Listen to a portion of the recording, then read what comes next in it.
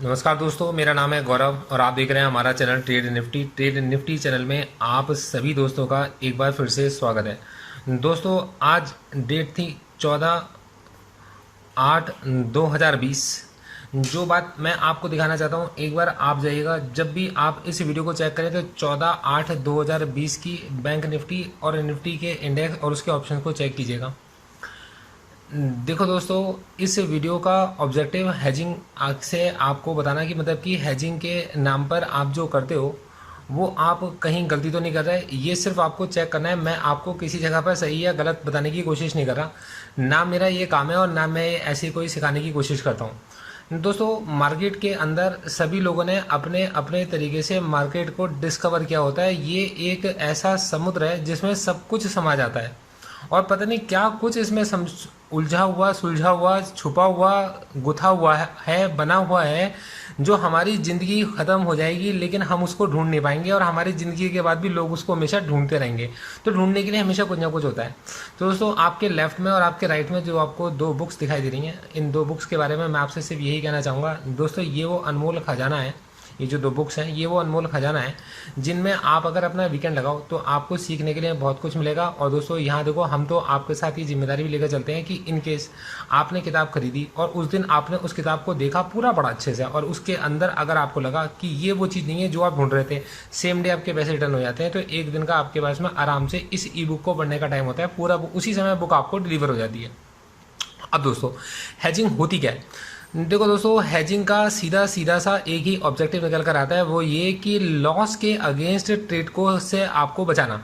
मतलब आपके ट्रेड के अंदर होने वाले लॉस को लिमिटेड कर देना, ये हैजिंग का काम होता है। अब जनरली दोस्त होता क्या है कि ये जो हैजिंग बनाई गई, ये हैजिंग बनाई गई कि भाई ओवरनाइट होने वाले जो चेंजेस हैं मार्केट में, ओवरनाइट होने वाले चेंजेस या सडन होने वाले चेंजेस से लोग अपने ट्रेड्स को एक रिवर्स पोजीशन में जाने से कैसे बचा पाएं कि उनका जो लॉस है वो अनलिमिटेड ना हो जाए। और जनरली सेलर्स ने इसको यूज़ किया।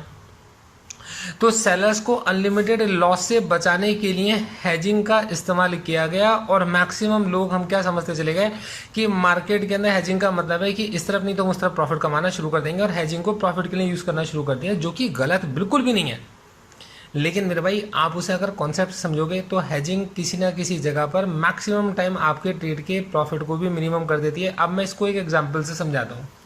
आप बड़ी से बड़ी स्ट्रेटजी को बनाकर देख लो, बड़ी से बड़ी स्ट्रेटजी को आप लगाकर देख लो, हेजिंग के वक्त पर आपका वो जो आपको मैक्सिमम लॉस दिखा रही होती है, आप यकीन मान के चलो मैक्सिमम टाइम आप ट्रेडिंग में वही लॉस को वो लॉस ही आप बियर कर रहे होते हो।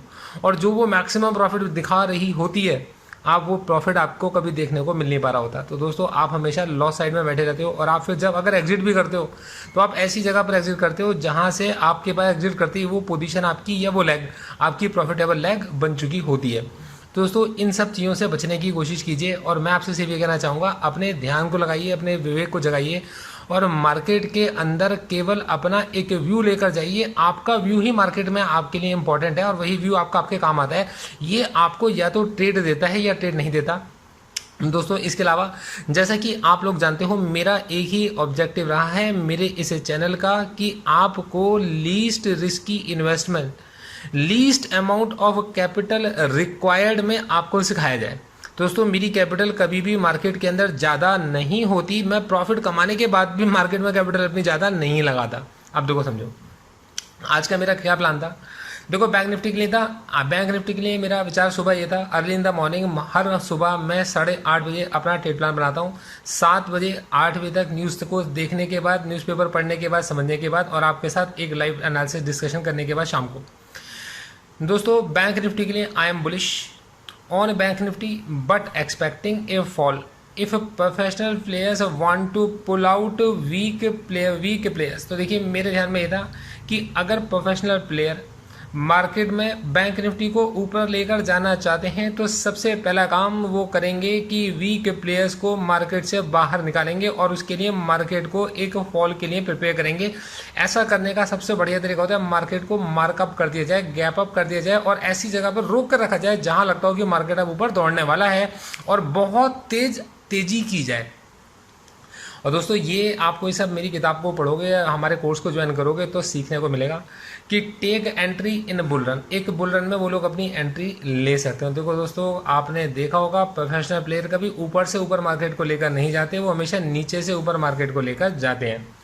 अब आपसे कहते हैं I know this is uncomfortable to take entry. देखो मुझे पता है कि इसमें एंट्री लेना कंफर्टेबल नहीं है, पर फिर भी मेरे को राइट टाइम जरूर मिलेगा और डेफिनेटली अब मेरा प्लान होगा कि मैं मार्केट में 21,800 की कॉल में काम कर पाऊँ। और उस वक्त जब मार्केट 22,400 दिखा रहा था, तो दोस्तों 21,800 की कॉल मेरे दिमाग में थी कि मैं इसको लेकर लूँगा और मार्केट प्लेस इस कॉल को कभी लेंगे और यहाँ से ही मार्केट ने दौड़ना शुरू करना होगा। और दोस्तों आज ये मौका हमें देखने को मिला भी है और मेरे दिमाग में था कि अगर मार्केट 21,800 से दौड़ना शुरू करेगा तो ये 23,000 तक जा सकता है। मैं यहाँ पर आपको सीधी सी बात कहता हूँ कि मैं आपको किसी भी तरीके से नो रिकमेंडेशन, मैं आपको रिकमेंड बिल्कुल भी नहीं करके चल रहा, कोई भी मोटिवेशन मेरा आपको नहीं है। मैं गलत हो सकता हूँ, पूरे पूरे चांसेस हैं, पर मैं आपके सामने मेरा व्यू रख के चल रहा हूँ। मेरा व्यू गलत हो सकता है, मैं गलत इंसान नहीं होऊंगा।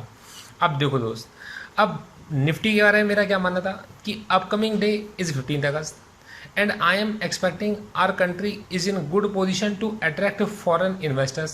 If I see a fall in USD INR, तो इसका सीधा सा मतलब है कि हमारे यहाँ पर फॉरेन इन्वेस्टमेंट आ रही है। I will definitely use it as an opportunity to take entry और उस केस में पुट को मैं सेल करूँगा और अपनी पोजीशन को हैच कर चलूँगा। दोस्तों ये मैं अपना विचार बनाकर गया था कि 15 अगस्त तक मुझे किस तरीके से काम कर चलना है। अब ये मेरे को था कि मौका मुझे मिलेगा जरूर और इसी मौके को देखो हम लोगों ने कैसे यूज़ किया, मैं आपको समझा के चलता हूँ और देख के चलिएगा। देखो दोस्तों, ये आपके सामने मेरा MTM आप देख रहे हो और यहाँ पर मैं आपको एक बार अपने ट्रेड्स को एक्सप्लेन करता हूँ। देखो दोस्तों, हिम्मत देके चलो। मेरे को ये पक्का पता था कि मार्केट नीचे गिरेगा, तो दोस्तों आप अगर देखोगे यहाँ पर तो मैंने आज 11,000, यहाँ देखिएगा इस जगह पर 11,000 की कॉल को सबसे पहले मैंने शॉर्ट किया था। तो देखो दोस्तों, यहाँ पर मेरी 11,000 की कॉल को शॉर्ट करने के पीछे ऑब्जेक्टिव था मोटा प्रॉफिट इसके अंदर कमाना।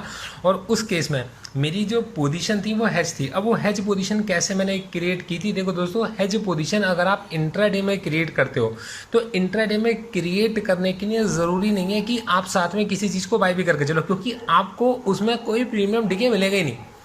अब ऐसी जगह पर आपको मूवमेंट का फ़ायदा उठाना है, तो ऐसी जगह पर मूवमेंट का फ़ायदा कैसे उठाया जाए और बिना ऑर्डर लिए कैसे पोजीशन को हेज किया जाए, ये मैंने आपको अपनी बुक्स में सिखाया हुआ है।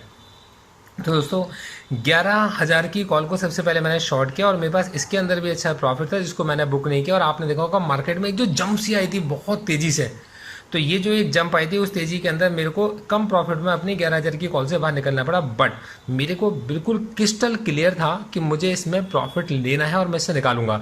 तो मैंने 11,000 की कॉल से पहले 825 रुपये का प्रॉफिट निकाला और फिर उसके बाद यही 825 रुपये मैंने 11,100 की पुट के अंदर इन्वेस्ट किए। अब देखो दोस्तों, मार्केट के अंदर आपके पास अगर कैपिटल कम है तो बुद्धि ज़्यादा होगी। यकीन मान के चलो, अगर आपके पास पैसा कम है तो मैं आपसे हमेशा समझाना चाहूँगा कि जिन लोगों के पास पैसा कम होता है सपने बड़े होते हैं। तो एक ही बात ध्यान रखो, कठिन परिस्थितियाँ इंसान के दिमाग को तेज करती हैं और कठिन परिस्थितियाँ ही इंसान के दिमाग को तेज करने की काबिलियत रखती हैं और कठिन परिस्थितियों का निर्माण इंसान के दिमाग को तेज करने के लिए बनाया जाता है और ये सच है।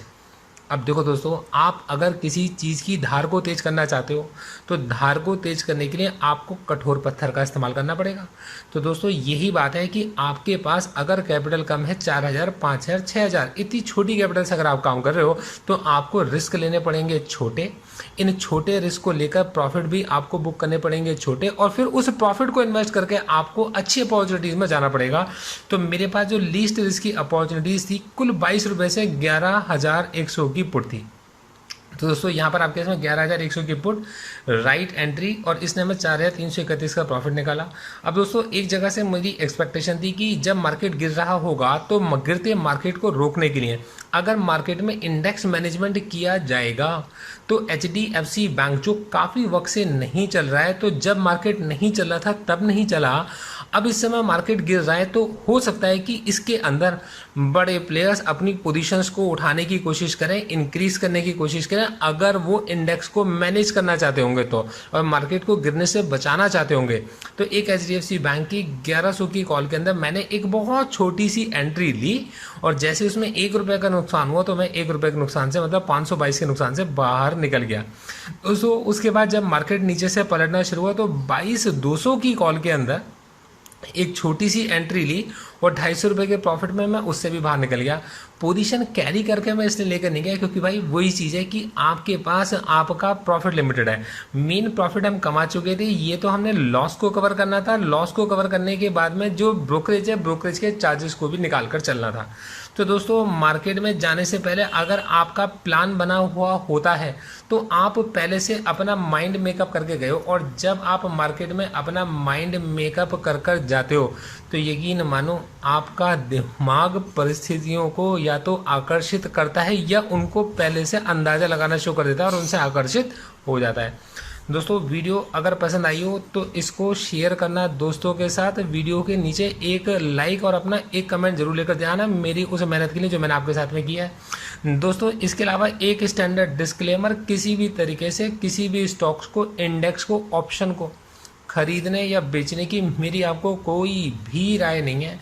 मैं किसी तरीके की कोई टिप प्रोवाइड कर नहीं चलता। हाँ, अगर आप एजुकेशनल वीडियोस आप चाहते हो और एजुकेशनल पर्पस की वीडियोस के नोटिफिकेशन, और अगर आप चाहते हो कि कुछ वीडियोस आपके साथ व्हाट्सएप पर शेयर की जाए तो 7982086671 ये मेरा व्हाट्सएप नंबर है मेरे भाई। सिर्फ व्हाट्सएप करना, कॉल मत करना। व्हाट्सएप मैसेज करोगे जवाब जरूर मिलेगा, और कॉल करोगे तो कॉल कोई उठाने वाला होगा नहीं। Thank you so much, all the best.